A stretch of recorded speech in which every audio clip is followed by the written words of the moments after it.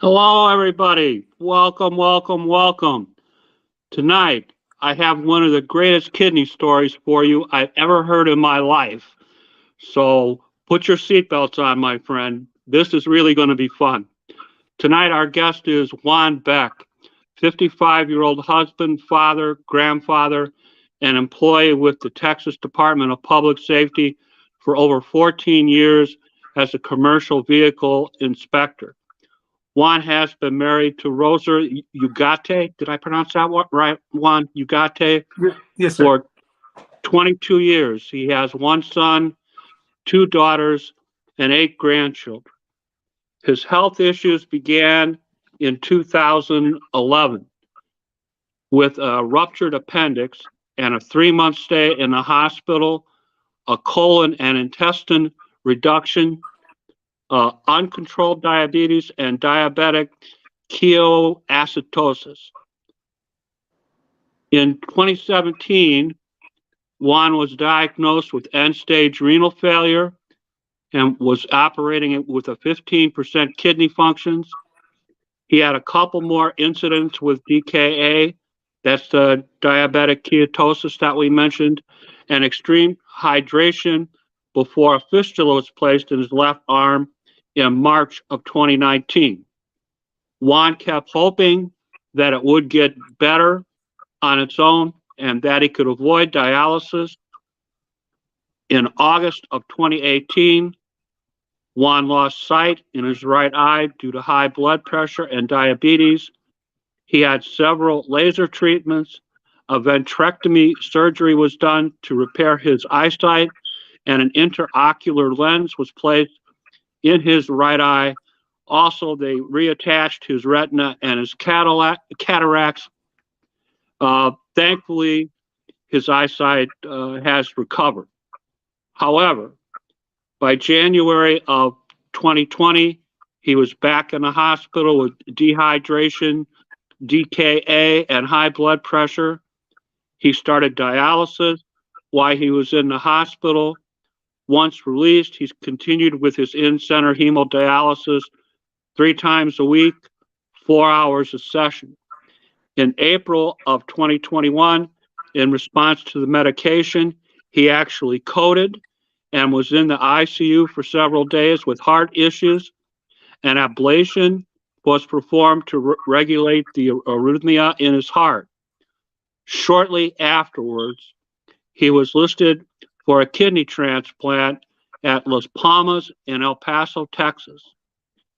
He was listed as second in line and had, count them, 4 false alarms, and was also listed as first in line for one call, but was disqualified and removed from the list because he was in the hospital at that point in time. On April 3rd, 2022, he was scheduled to receive his kidney, but 15 minutes prior to surgery, it was canceled due to lung problems. After being released from the hospital 2 weeks later, he had several episodes of low blood sugar. He collapsed and had to have paramedic assistance. On May 23rd, 2022, he had a double cardiac arrest. CPR was performed and he was taken to the hospital. He remained there for several days. Fortunately, on August 23rd, he had a kidney transplant, and subsequently to that, a pacemaker was installed about a day later after his transplant surgery.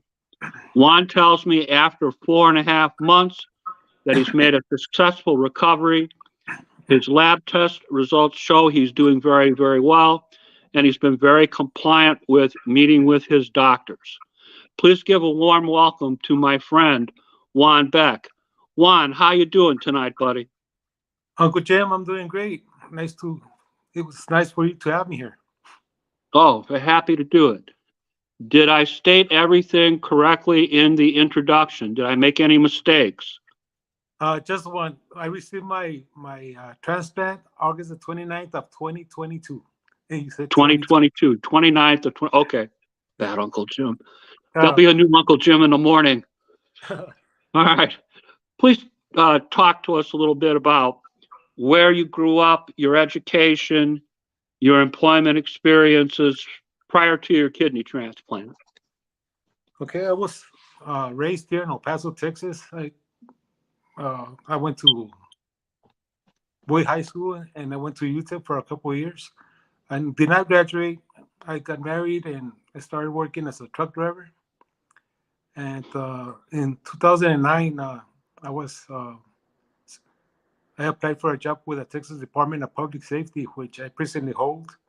And I've been a commercial motor vehicle inspector. They're at the port of entry. That's pretty much my life. Okay.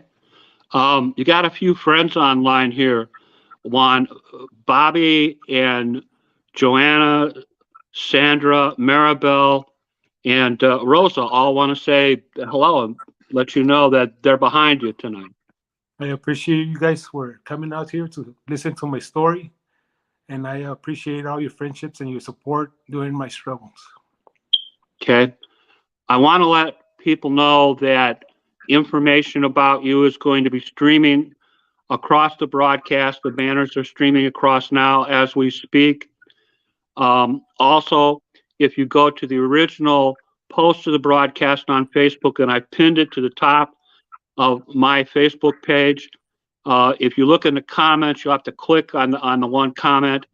All the things that we're going to talk about tonight, all the medical issues in particular, are listed there. So if you want to drill down a little bit and learn a little more about what's going on with Juan, that's a good place to do it. Let's talk about some of your health issues. I understand you had some non-related kidney problems that began in 2011, ruptured appendix, and you were in the ICU for several days, and then you had a 3-month stay in the hospital. Can you tell us a little bit about that? Sure. At that time, I was working a part-time job as a security guard for Providence Memorial Hospital here in town.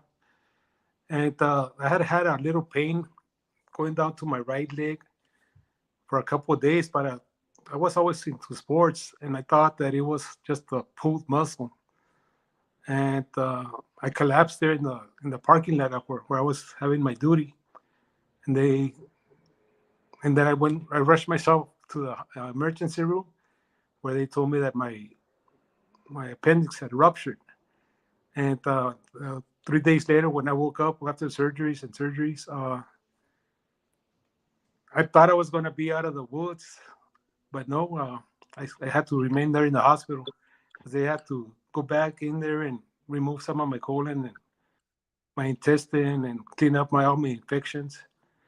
And it was a rough going because I was there in the hospital for 3 months. 3 long months. I honestly didn't think I was going to make it out of there. And that's how my health issues began. Okay. Your friend Selena is checking in with us tonight, Juan, and our Kidney Stories buddy, Steve Bundridge, is on the broadcast today. So you got a lot of friends and family looking out for you, buddy. Yes, sir, I do. That's part of my big support group that I know that I wouldn't be able to succeed with all my health issues. There was a lot of prayers done for me, a lot of support, a lot of people telling me, don't give up, keep the faith, keep the hope, don't quit. And I learned a lot from all of them, and I'll be forever grateful for them because I don't know what would have happened to me without them. Okay. I also have a note that you had a colon and an intestine reduction. You were recovering at home with a wound vac for several months. Can you tell us a little bit about that? That is correct. After my 3-month stay, and they had removed part of my colon and part of my intestine due to the infection. And because of my diabetes, they couldn't close my incisions. So they did send me home with a wound vac, which I wore for about maybe 2 other months. And it was horrible because I would have to have people coming into the house and exchange all the fluids that were coming out of my body, all the infection. And finally, after so many months, my incisions closed up, and then I removed the wound back. But it was very uncomfortable. Yeah, yeah. I have another note that tells me that you had uncontrolled diabetes and hypertension. Can you tell us a little bit about that? Oh yes, what I thought I was gonna be forever young, and they would tell me, the doctors would tell me, be careful with your diabetes, be careful with hypertension, and I would say, I feel good, I'm gonna be okay. I don't have to worry about taking care of myself. I don't want to take the pills because I'm young and strong, and most of my issues have been related to that. Had I known and had I listened to the doctors, I probably would have never gone through all this that I went through and put all my family and friends in worrying about what was going to happen to me. And my advice to all of you, if any doctor tells you that you're hypertensive or diabetic, please listen to them. Don't let yourself go through what I went through. If I if I wouldn't have done it, nothing of this would have happened to me, I think. Okay. In in 2014, you had another episode with diabetic ketosis. We're abbreviating it capital DKA. And my notes tell me your sugar was way high. It went up to something like 1064. You spent several days in the hospital. Can you tell us a little bit about that? But yes, going back to me not listening upon my diabetes, I was eating all sorts of the wrong stuff, and on a Sunday I just started like losing my sight and losing my consciousness. I didn't know where I was, and my wife actually dragged me out of the restroom, and I was holding on to her because I couldn't walk, I couldn't keep my balance. And on the drive to the hospital, I didn't know where I was going because everything was cloudy. Everything was, and as soon as I got to the hospital, I collapsed, and they were pumping me all sorts of insulin, and when they told me, I wasn't aware of how high my sugar was, but when they told me, the doctor actually told me, you are simply a miracle because it's so real that anybody can have the sugar that high. Yeah. I have a note. In 2017, you were diagnosed with end stage kidney failure. You're functioning at about 15%. You're trying to work your way through it. Tell us a little bit about how you came to be diagnosed and what the doctors told you that caused your kidneys to fail. Okay, uh, through my visits with my diabetic doctor, uh, he advised me that he would recommend me to go see a nephrologist because of my lab work.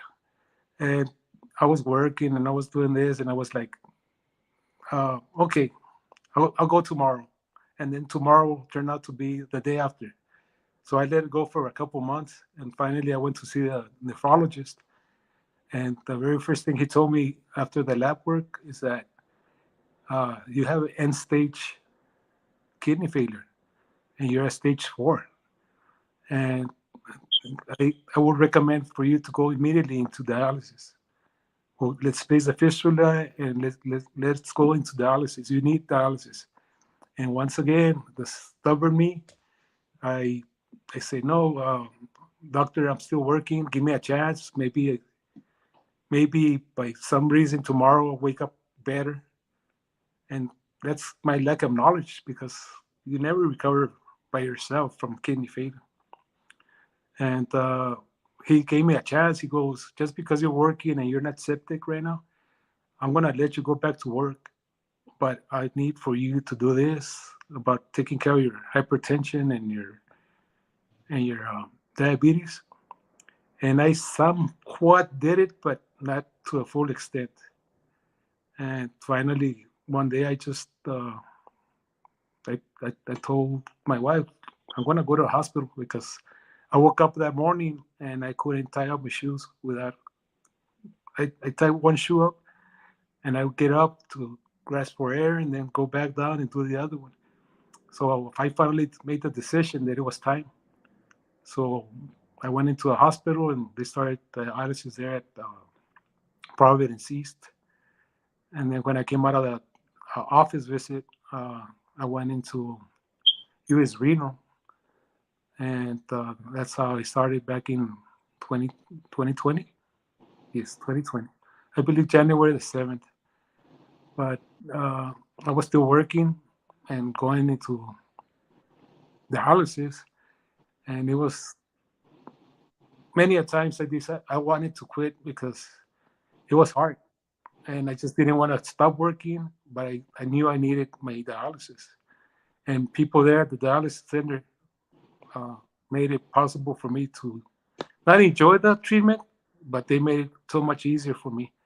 And also for that, I have several people there at the dialysis center that were very helpful, very tending to me, and they were the ones that kept me going to dialysis and not quitting. Through their prayers and through their advice and through their words and just the way they treated me made me want to go back to dialysis. Okay. And I understand that even after the diagnosis, you had some additional episodes with your diabetes and DKA and some extreme hydration. Can you talk to us a little bit about that? Yes, several times I went into extreme dehydration, and I would go to dialysis and come on back home, and I'd figure my dehydration will be fixed with drinking some sports drink, or I'll just drink more water, even though it's overlapping the 40 ounces that I was allowed to. And one day there in the dialysis center, I just started vomiting, and they took me to the hospital, and there I went, and it happened to me twice. So it was part of it. I think my high blood pressure was the one that was causing all this, because my diabetes was somewhat controlled. I was averaging like 145 per day during peak hours, but the extreme dehydration I think was caused by the high blood pressure. Okay. Let's talk. You mentioned a loss of eyesight that my notes tell me occurred in August of 2018 in your right eye due to high blood pressure and diabetes. Can you tell us a little bit about what happened with that? Well, I was at work. And I was performing an inspection on a truck driver with his truck. And then I started like cleaning my eye because I was seeing like cloudy. And then the following day, it started getting dark, and I couldn't focus. And I thought it was my contact that was messing with me.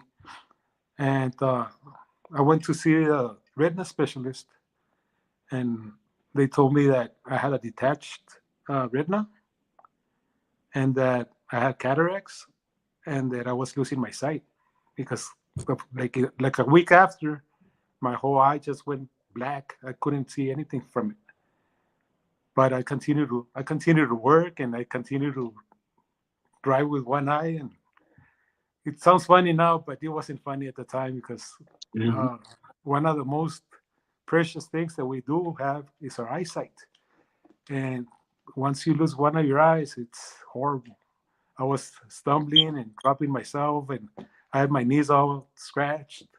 Every time I walked in the dark or something, I couldn't see out of my right eye, so I would trip over and fall, and it was not a very nice sight. Okay. So I went to a specialist. They recommended me laser treatment, because all my blood vessels were causing my blindness, because it was all. So they did all the laser work on both my eyes, and then when they did the procedure, the vitrectomy, they had already cleared up all my bleeding, so my sight was coming back. Okay. I have a note. You also had several laser surgery treatments as well. Is that correct? Excuse me, I missed that. Laser surgery treatments? Oh, LASIK, yes, yes. LASIK surgery treatment. LASIK. Can you tell us a little bit about that?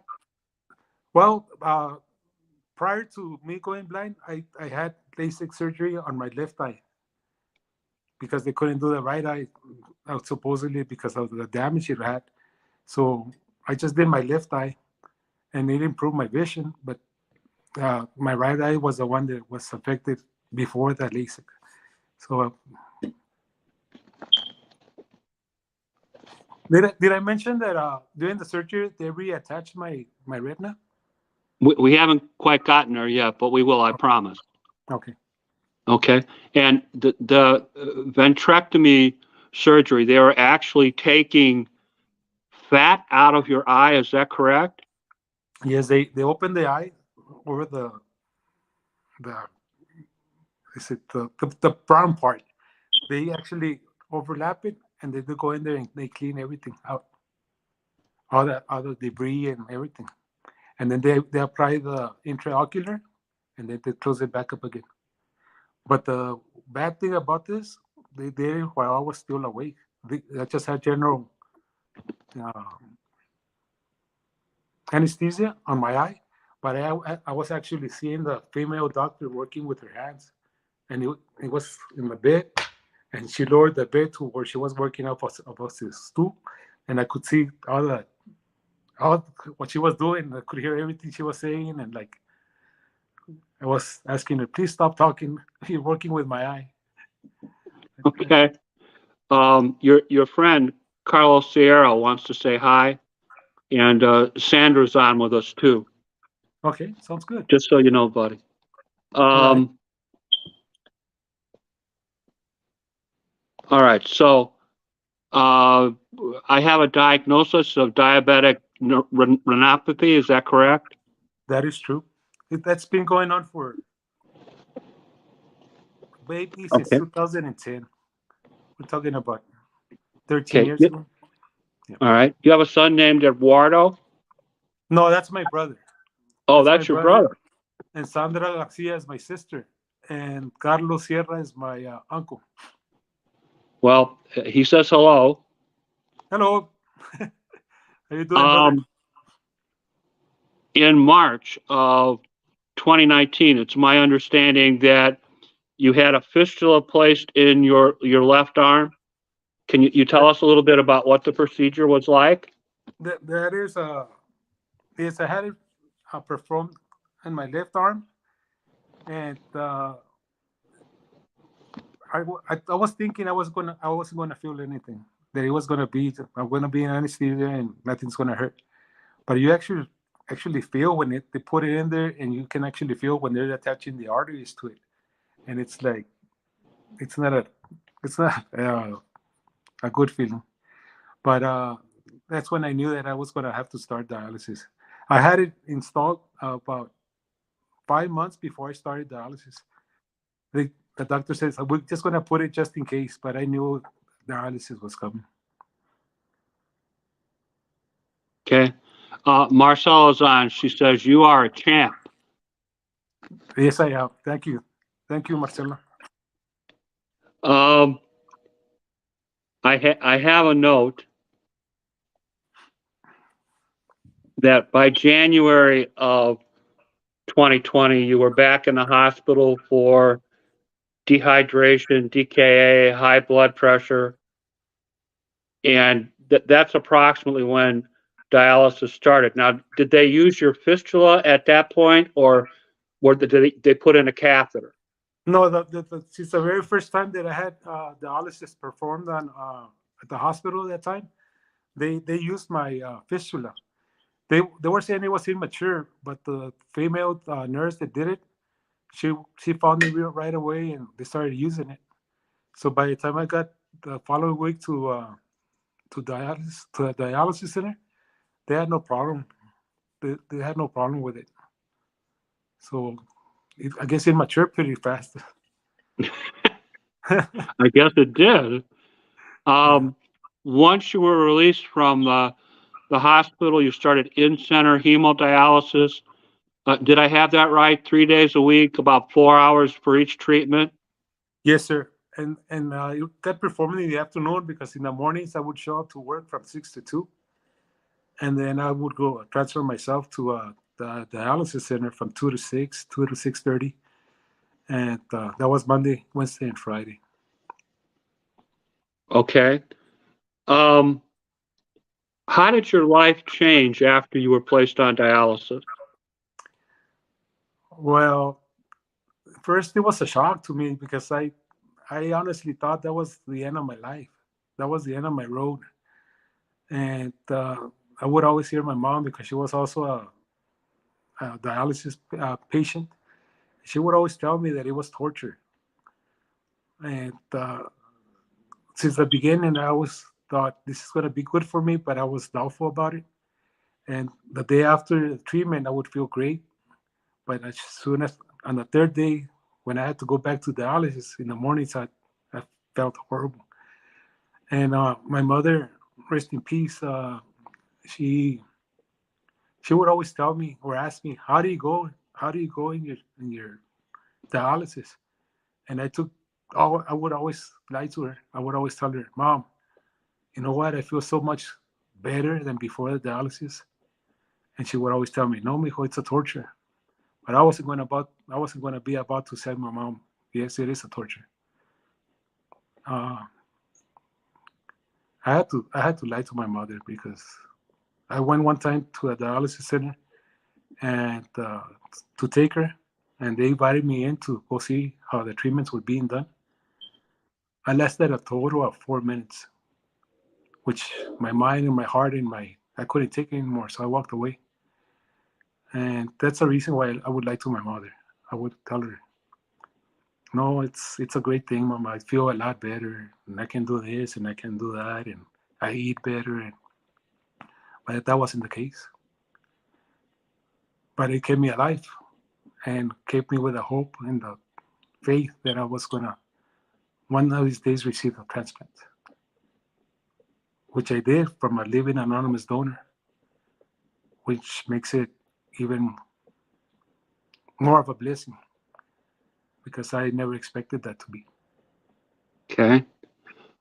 I understand that by April of 2021, you were back in the hospital. You had coded due to a reaction to your medication. Can you tell us a little bit about that?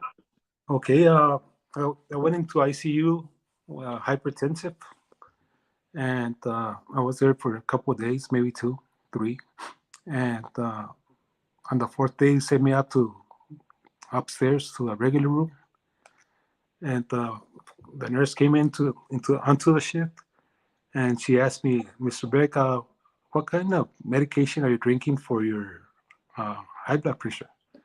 And I told her my 3 pills that I was drinking, the dosages and everything. And she gave me the dosage, not even checking, now that I remember, without even checking my pressure. So after that, she gave me that medication and I drank it maybe 20 minutes later, 30 minutes later, I can't recall.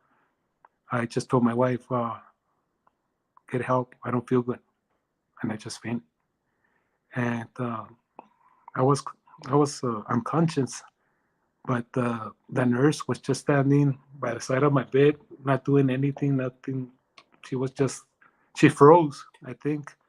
Like I say, I was unconscious, so I really don't know. That's what my wife told me. And my wife just told her, "Get some help." And a bunch of team doctors showed up and they brought me back. Uh, a bunch of the stuff that happened to me, I can't remember because I was unconscious most of the time. But the pain and it's always been there. Not since August the 29th. That felt so much better. Okay. I understand that you began to have issues with your heart. An ablation was performed to help regulate and correct your arrhythmia in your heart. Can you tell us a little bit about that? Oh yes, that was the stay when I received that phone call to be number one on the list, and also my hypertension and everything. Uh, they found out that my heart was was beating too fast. He had arrhythmia. Sometimes he would go too slow and sometimes too fast. And I wasn't aware of that because I felt normal. I had never had any symptoms, or I didn't know what it was to have a faulty heart. And the doctor came in and he goes, "You don't need no big surgery or anything, but you do need an ablation, which is they go through your groin straight to the heart, and then they shock the whatever chambers, and they regulate your arrhythmia." And that was performed, and I came out of that, and I was doing real good. And I wasn't aware that anything else. As a matter of fact, when I went for a follow up, the doctor goes, "You're doing good. Nothing's wrong with your heart. There's nothing through the echo test. They found nothing on it." So that's how my ablation was performed. Okay. Shortly after you were released from the hospital, you became listed at the La Palmas Transplant Clinic for a kidney transplant. And just so folks know, the link to La Palmas's kidney department is scrolling across the screen now. Tell us how this came about. How did you become listed? Through a friend of mine that is a co-worker that's also was on dialysis or is on dialysis. He would always tell me, "Have you ever thought about going for a transplant?"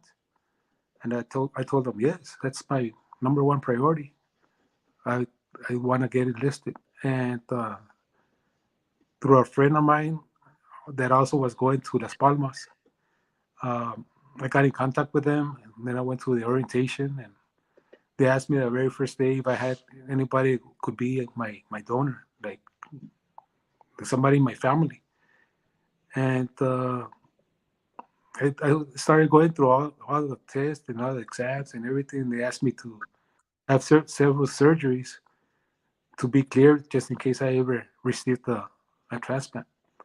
I made it to the list, and because of everything that's had happened to me, I was moved up in the list pretty quickly. But there was, like I said, those 4 calls that I received. I was never number one on that one.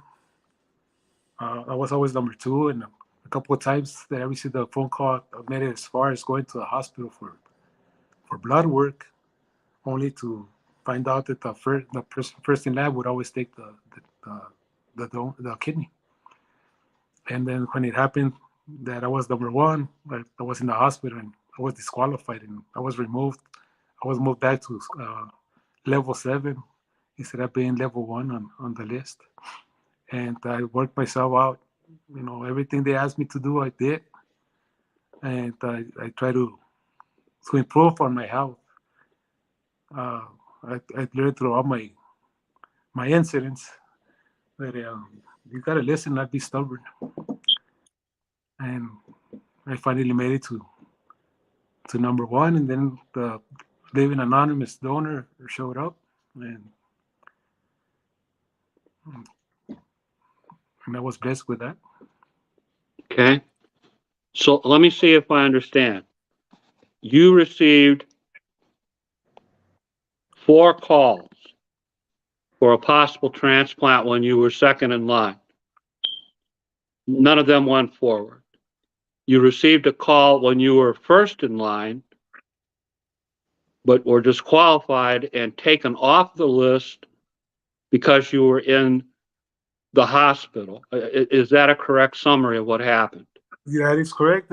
Precisely what happened is that I was there in the hospital, and my phone rang around 10 o'clock at night. And the nurse from the Las Palmas, he goes, "Hey, Mr. Beck, I got great news for you. You're first in line for a donor, a kidney donor. He's a 22-year-old. She gave me all the information, and we just want to know if you're willing to take this kidney."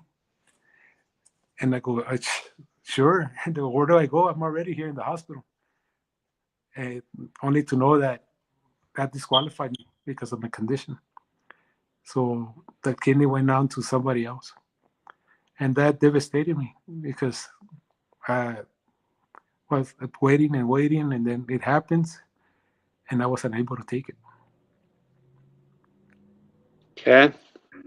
On April 3rd, 2022, you were scheduled to receive a kidney transplant from a living anonymous donor, and 15 minutes prior to the surgery, it got canceled because of some lung problem. Can you tell us what happened there? Okay, well, I showed up to the hospital, and I was more than ecstatic knowing that that I had a living an anonymous living donor. And I showed up to the hospital and went through all the testing the night prior, and they prepared me, and I was like, it's gonna happen. I'm happy. I'm excited.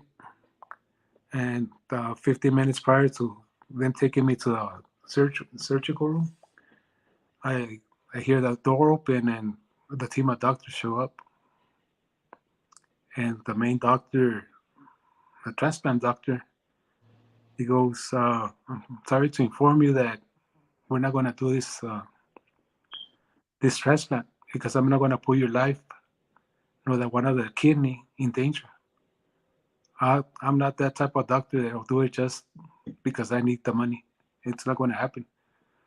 Uh, to me, the most important thing is my patient, and I'm not going to sacrifice the kidney of a living donor just to make the surgery." Well, that happened to be that I just stared out there into the roof, and I just couldn't understand. I was gone. I was like, I couldn't listen. I was just devastated because here I was 15 minutes prior to the surgery, and my hopes are high, and sure, it got canceled. And the reason being is that through the labs, they found out they had effusion in my left lung, which means it's full of liquid overflow because of my dialysis and because of my condition.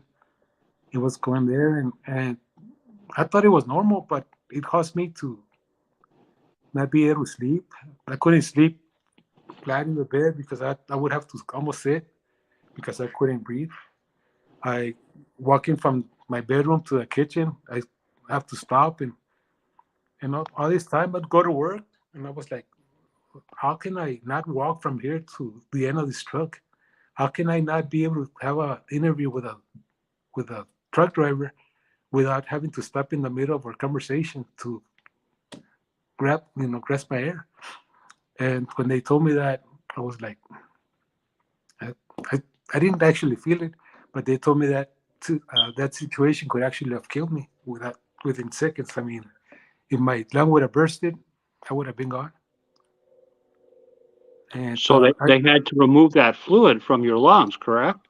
yes, and then I was there in the hospital for about 3 weeks, and they drained me like every day. They called it milking me, but it was through the back, and they would go into the left lung, and they would just drain, and then they would put them like in milk bottles, but they took about a total of 2 gallons of my left lung, and the following day they would let me rest, and the following day it would build up again, and they would have to go back there and take it out. So I was there for 3 weeks, and all this time I honestly thought, no, my donor is going to walk away. He's not going to sacrifice his kidney for somebody that's not taking care of himself, or for somebody that's not as healthy. And that was my despair every night.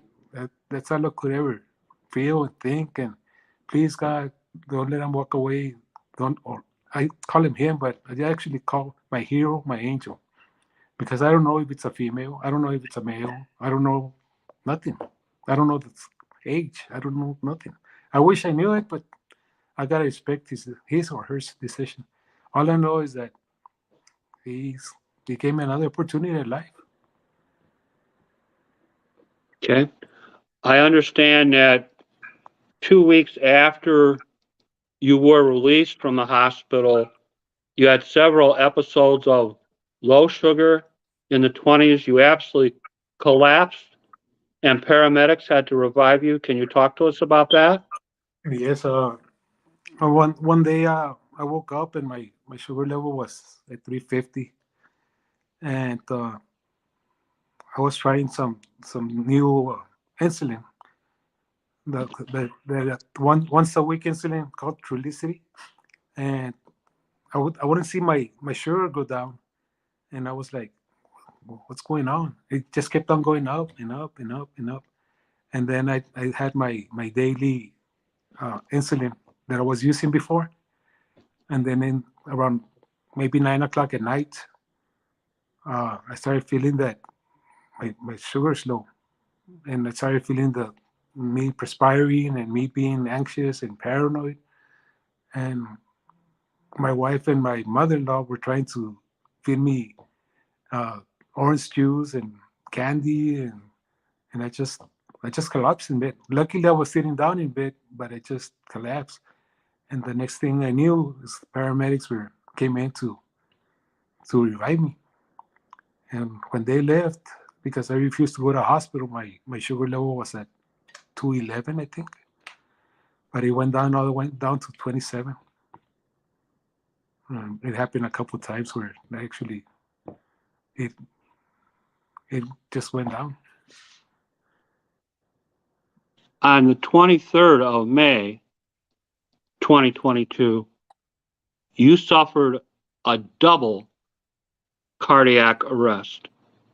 As I understand that, your heart stopped beating twice, and they had to do CPR, and they had to revive you. Can you tell us a little bit about that? Okay, yeah. After the fact that I was with liquid overflow in April, I uh, I thought that by being dry, it would help me to get better and go back and be able to receive my transplant.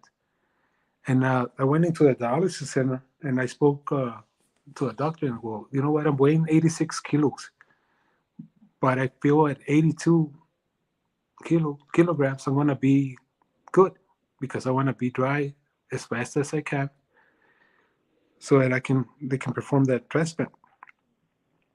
What turned out to be that it lowered my sodium real bad. And on a Sunday, I went to a graduation party dinner, and I was out in the sun and near a swimming pool.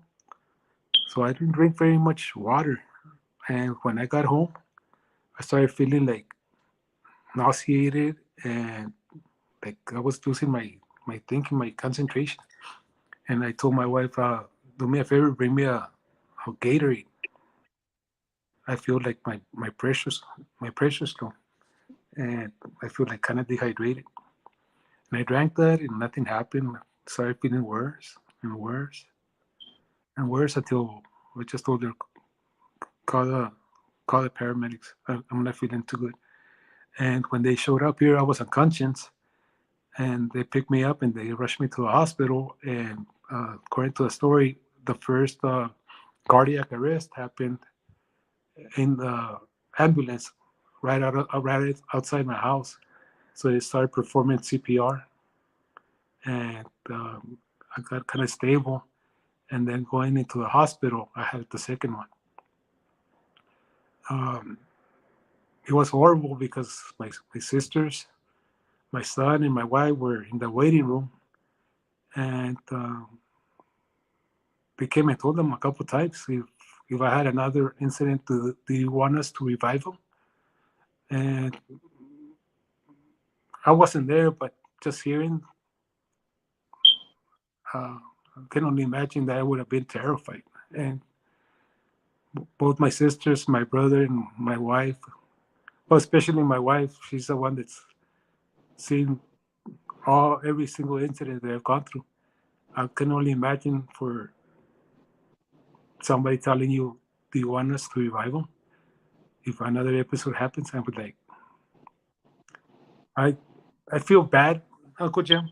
I really feel bad. of what I put all my family through. Not only me, having to see them suffer for me, so that they didn't know if I was gonna make it the following day, and it's horrible. It's one thing that I don't think I can ever forget. Uh, Also, people that like me, that help me, like the nurses, doctors, everybody, they would see me and they probably thought that I wasn't really loving myself or wanting to live. But all throughout this time, that's all I wanted to do. That's all I wanted to do. And I would always ask God, please, God, don't let me lose faith. Don't let me lose hope. Make me strong. I, I, I, whatever it needs to be done, let me do it. And that's how I overcame all this, by the strength that God has provided for me. Well, I'll tell you what, Juan, I downloaded a whole bunch of photographs so I could promote the broadcast and promote the replay. And that includes a number of pictures of you and your family, and in particular, you and Rosa. And I think there's one thing you're never going to have to worry about. I'm pretty darn sure Rosa loves you a lot, and I don't think she's ever going to give up on you, because she's always smiling in those pictures. Yeah. And my experience, Juan, with the women in my life, they're not always smiling. So lucky you. Thank you, sir. Appreciate it. I honestly don't deserve all the everything that her and everybody that surrounds me have given to me.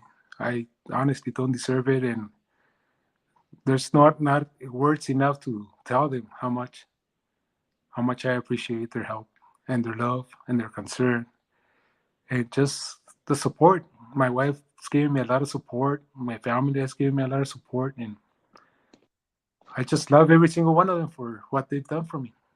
And I apologize to every single one of you for putting you guys through everything that you guys gone through for me and with me. Okay. Your friend Maria Martinez Santos says hello. And your wife just wrote the following comments in the broadcast. No, I will never give up on him. He's my warrior and fighter. Thank you. I appreciate that.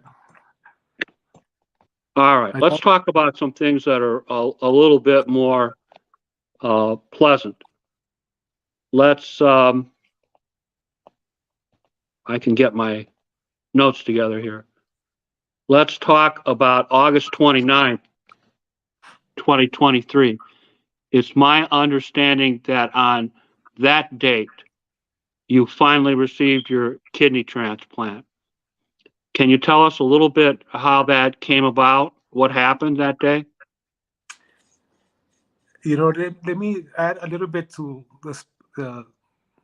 what made that day so much special is that I was going to be scheduled to do my surgery on September the 12th.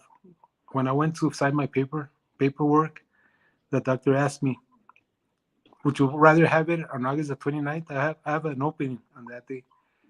And I didn't think about it, but once I signed the papers and I walked outside that office, I realized the significance of that day.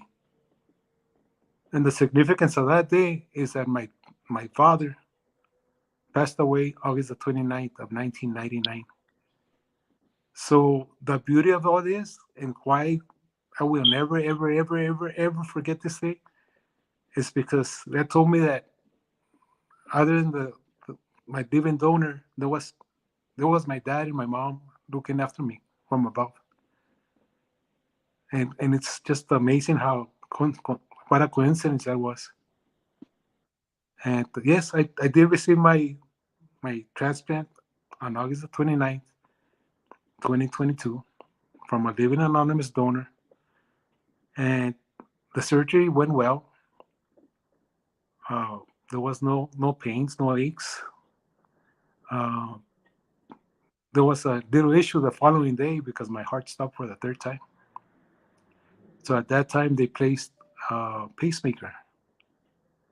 But the surgery itself, I've been since day one very able to drink liquids, and I've been able to keep up with my lab work.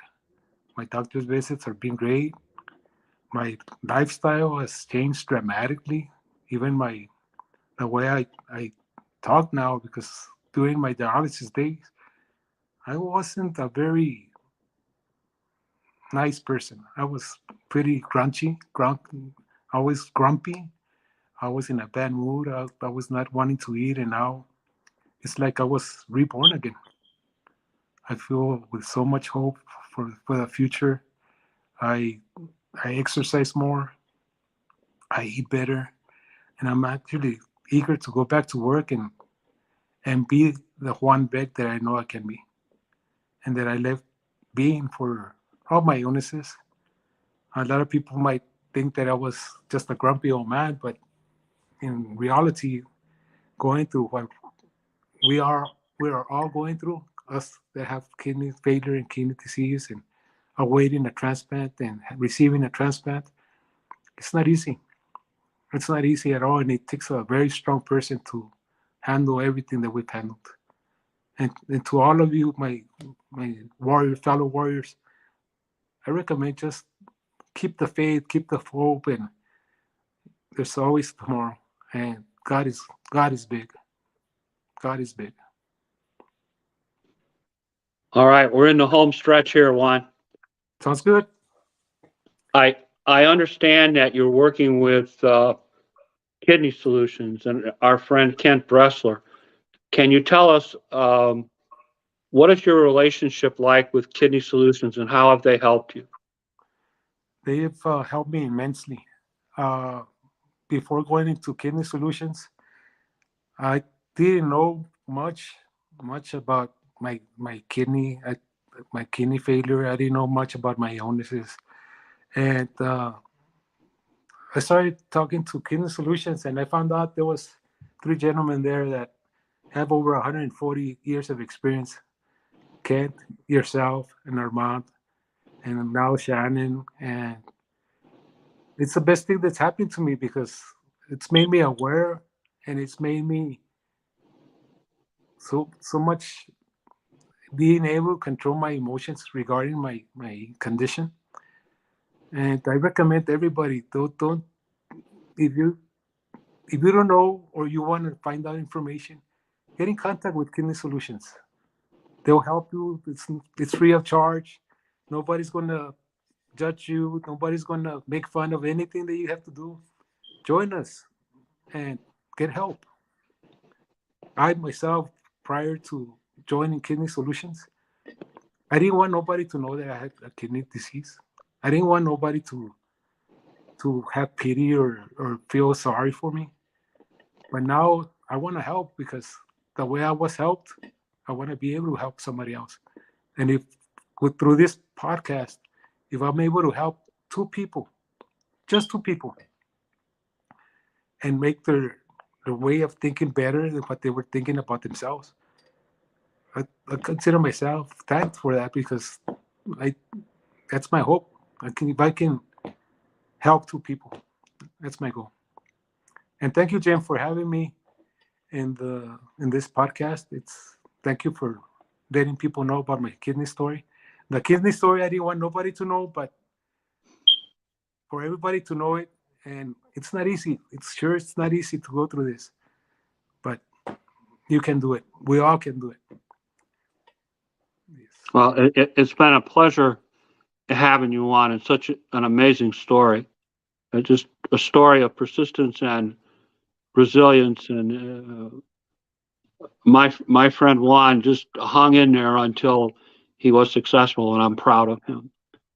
Thank you, sir. Is there any statement that you would like to make to the audience before we close the broadcast for the evening? Yes.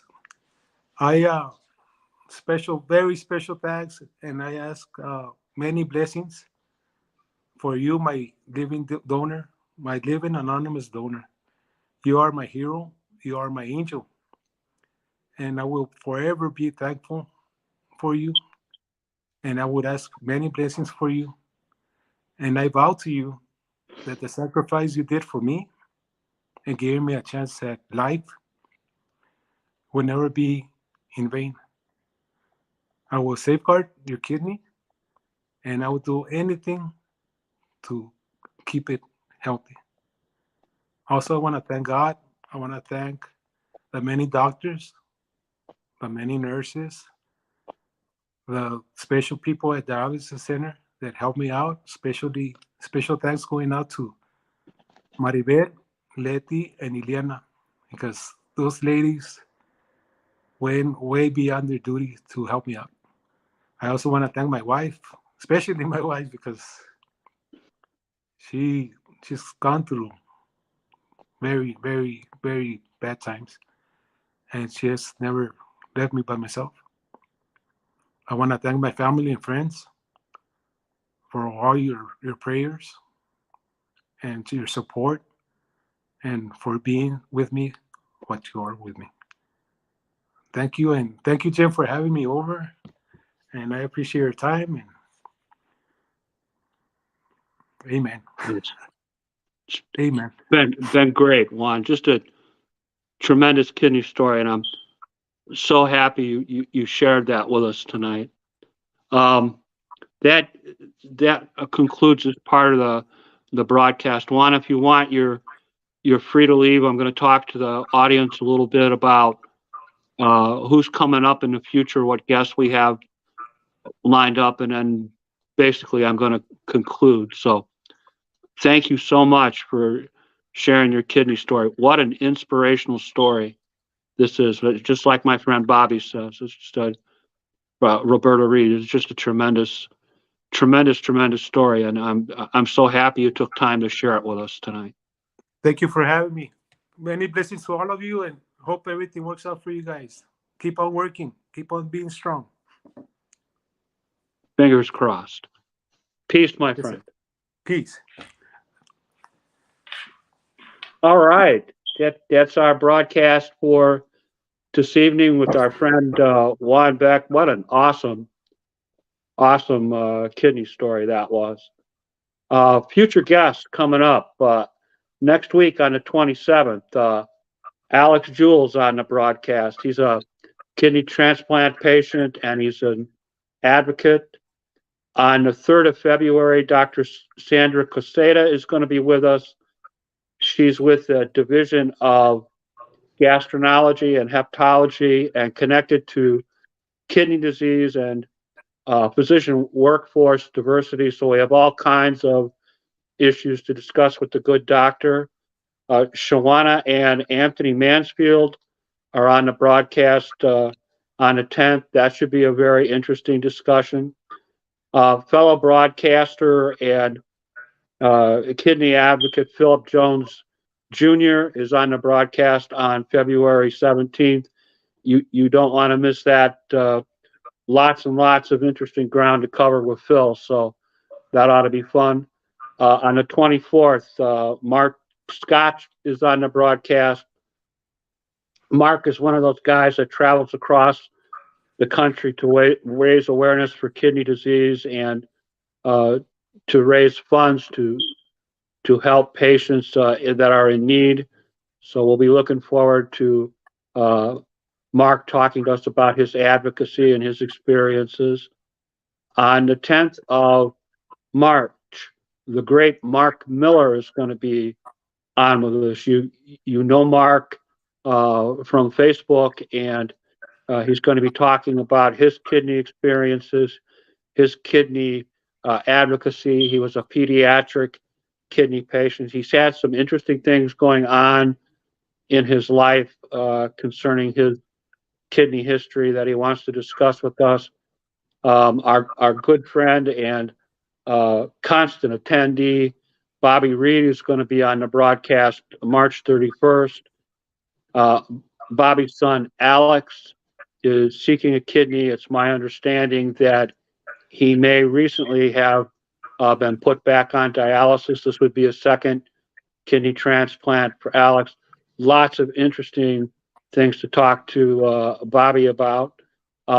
Maria Gachava, Grijalva, is on the broadcast on the 12th of April.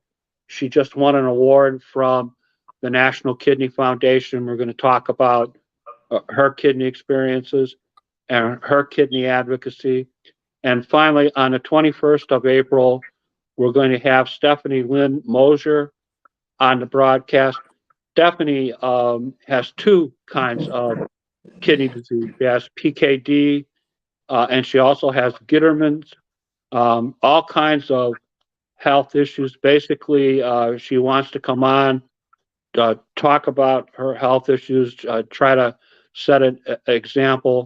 As I call her, Steph wants to do the broadcast, even though she's not feeling particularly well right now and having all kinds of health problems. We're kind of viewing this as what could be a final opportunity for her to share her story. So you don't want to miss that. So, at any rate, my friends, you have a good night, and I will be seeing you very, very soon. And thank you for tuning in. And wow, what a show with our good friend Juan Beck. So, at any rate, I'll see you next Friday.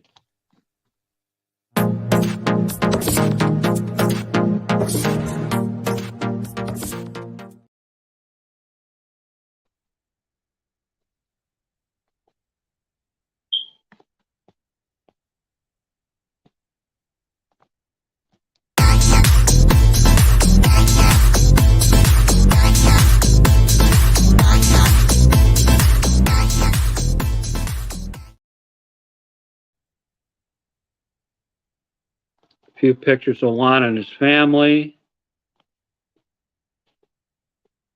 Flyer from Kidney Stories. More family pictures. He has such tremendous support. There's Juan after his kidney transplant. Thumbs up. Right before he went in. Couple more photographs. See what I mean about Juan and his wife? What great pictures she sent to me. And there he is. So, all right, everybody. You have a good night. I'll see you next week. And thank you for tuning in. Bye-bye now.